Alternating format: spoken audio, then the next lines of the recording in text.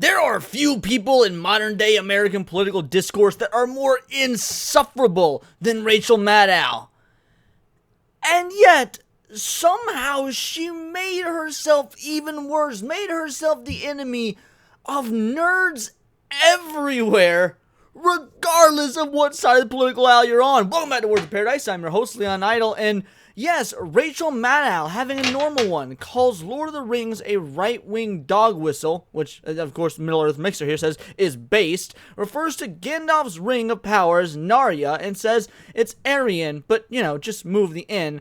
Hard-hitting mental breakdown goblin activity here. Now, look, that's the breakdown from the Middle-earth Mixer. But what did Rachel Maddow actually say? Well, let's take a gander.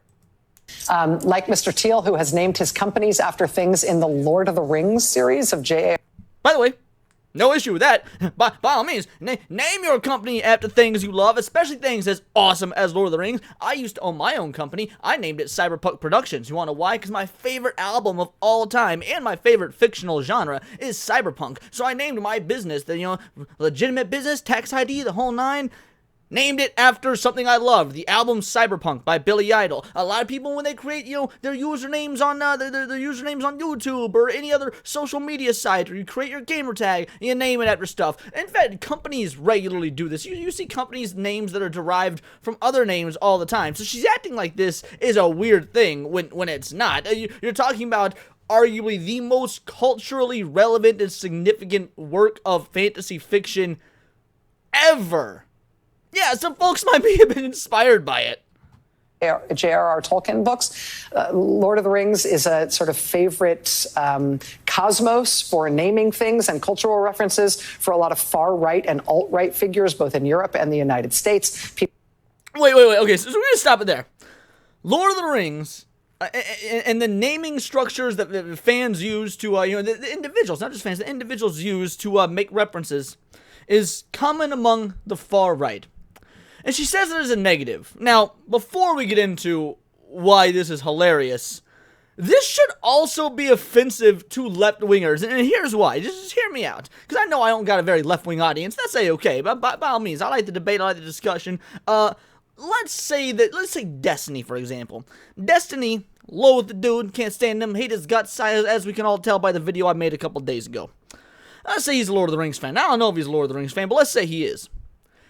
Destiny has gone and made it very, very clear how much he loathes the right wing, that he disdains, that he would do some egregious things to the right wing. He has said multiple negative, frankly violent things about Republicans or conservatives, anybody who is left of socialist, basically, or right of socialist. Now, let's say he's a Lord of the Rings fan. Wouldn't he be offended by Rachel Maddow being like, yo, what do you mean Lord of the Rings is a right-wing thing? I like Lord of the Rings. I guarantee you there are tons of Lord of the Rings fans on the left that just like good books or like good movies. And they're like, why are you calling my thing right-wing? Like, I'm wondering how many individuals, what are they going to do first? Are they going to disavow Rachel Maddow, or are they going to disavow Lord of the Rings? Like, it's kind of interesting, because let's be honest, take a look at Rings of Power. As dog shit as it is, as awful it is, as much as it's not actually Lord of the Rings, as much as it's not actually Tolkien, there is a fan base for it, however small it might be. And I'm sure that some of those fans did read the books and enjoyed the books. In fact, one of my best friends, he's a begrudging fan of the show just because he wants more Lord of the Rings stuff. And I know, granted, that's probably the worst kind of fan, but the fact of the matter is, he's a massive Lord of the Rings fan, loves the books, always has, and so he begrudgingly accepts Rings of Power while also calling out his flaws. He is also a left-winger. Yes, believe it or not, your boy Leon got friends on the left side of the aisle. It is what it is. We can have friends with people with different political views, but the fact of the matter is, he would absolutely take exception to this because he is a slightly left-of-center moderate who did read the books, who enjoys Rings of Power, and would now be being told, assuming he saw this from Rachel Maddow, that it is something used by the far right. So you're alienating the left. But now let's talk about the right-wing aspect. Well, first, let's let her finish, and then we'll talk about the right-wing aspect of it. Peter Thiel names all these things after Tolkien figures and places, like his company Palantir, for example. Like his mentor, like Peter Thiel, who had given him all his jobs in the world, Mr. Vance also, when he founded his own venture capital firm with help from Peter Thiel, named it after a Lord of the Rings thing. He called it Naria, Narya, which you can remember because it's Aryan, but you move the end to the front. You can remember because it's Aryan, but you move the end to the front. First of all, nobody's going to remember it like that. That is how only individuals like you, Rachel, individuals obsessed with finding, Nazi propaganda and everything, obsessed with calling individuals different than you, who just disagree with you, Nazis, insist on making everything about race. Only you would find it easy to remember like that. To most folks, it's a fantasy word, like Galgameth, or like Hyrule, like the Triforce. Granted, none of those are Lord of the Rings, but that's my point. When you use European medieval-style fantasy, a lot of the words more or less sound kind of the same. You can just pick and choose from a bunch of different, settings, and it's all going to sound, tell me Naria, you could see Naria in, Dungeons and Dragons, even though it is a Lord of the Rings thing, which granted, to be fair, Dungeons and Dragons heavily based off Lord of the Rings, but again, that's neither here nor there. The fact of the matter is, only you are going to look as Aryan without the Y, and you call us conspiracy theorists. Apparently that word has something to do with elves and rings from the Lord of the Rings series. I don't know. It makes sense that she would look negatively upon the elves and whatnot, because this woman is most certainly a goblin, an orc at best. But no, let's talk about this. Let's operate under the assumption that the Lord of the Rings is in fact a right-wing dog whistle, that it is in fact for the far right. Well, let's analyze the themes of Lord of the Rings. Now, obviously, we're not going to do a whole lot of analysis in a 10-minute video, just dogging on Rachel Maddow. Lord of the Rings has got, hours upon hours of video essays, but let's just do the short version, the TLDR. So, you got a story about personal sacrifice. Personal sacrifice inherently right-wing? Damn, I didn't realize that. Well, you got a story about love and brothership and familial and bonding beyond those of just a family. You've got compatriotism, that's a right-wing mentality? Alright, fair enough. You got a story with very, very well-defined, easily identifiable good and evil. Accepting good and evil is right-wing? Alright, fair enough. You got a story about a hero, a young hero, undertaking a journey that is going to be long and hard and arduous, but only he can do it, and he knows it is his duty. So, heroism and understanding your duty to complete that heroism, even if it's reluctant heroism, is right-wing? You got a story about love and compassion, and love and compassion is apparently inherently right-wing? Like, all the things that I've just listed are 100% positive.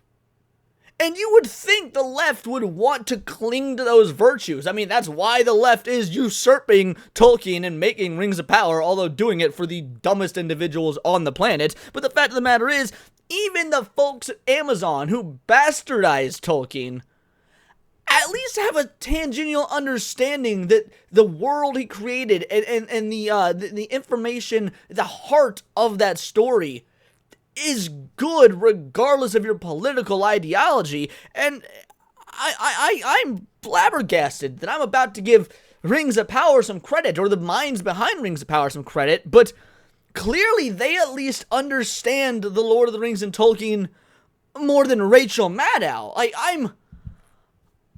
This is honestly one of the funniest things I've seen in so long, because it doesn't really even matter in terms of the Republican National Convention and all the political stuff that's going on. J.D. Vance's rapid rise fueled by tech billionaires. And you're going to correlate that to Tolkien? Somebody that loathed industrialization? All I'm saying is, I'm not even going to say it. I'm going to let my boy Dragonslayer say it, since he might be the biggest Tolkien fan I know.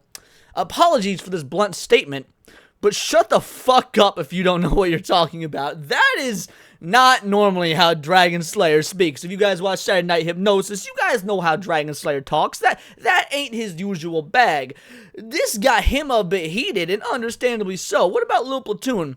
Amongst the powers of Naria, the ring worn by noted white supremacist Gandalf the White, is that it inspires others to resist tyranny. This is clearly Nazi-coded. And while Little Platoon is saying that in jest, while he's saying that dripping with sarcasm, Rachel Maddow truly believes this. She thinks this. This is how her noggin operates.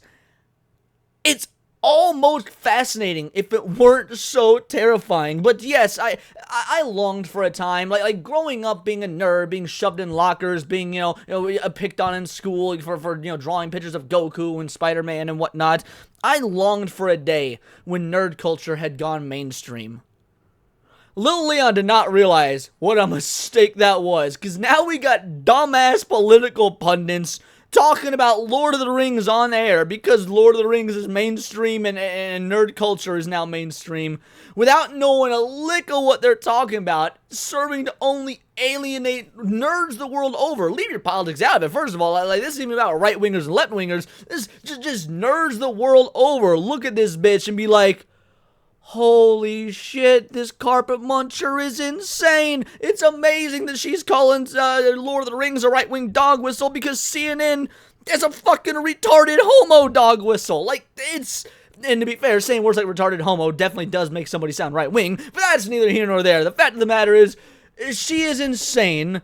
Lord of the Rings, either, if it's a right-wing dog whistle, then much like Middle-earth Mixer here said, based, but I'm going to say no, Lord of the Rings is just a great story that anybody of any political affiliation should be able to fall in love with on the merits of just how incredible a story it is, how incredible the characters it is, how incredible the dynamics and the deeper meanings of Lord of the Rings is, and that's why it has stood the test of the time. That's why it is beloved. It wasn't a bunch of white supremacists that kept this book series going for 100 years or almost 100 years at this point. No, it's the fact that it reaches people on a fundamental human level.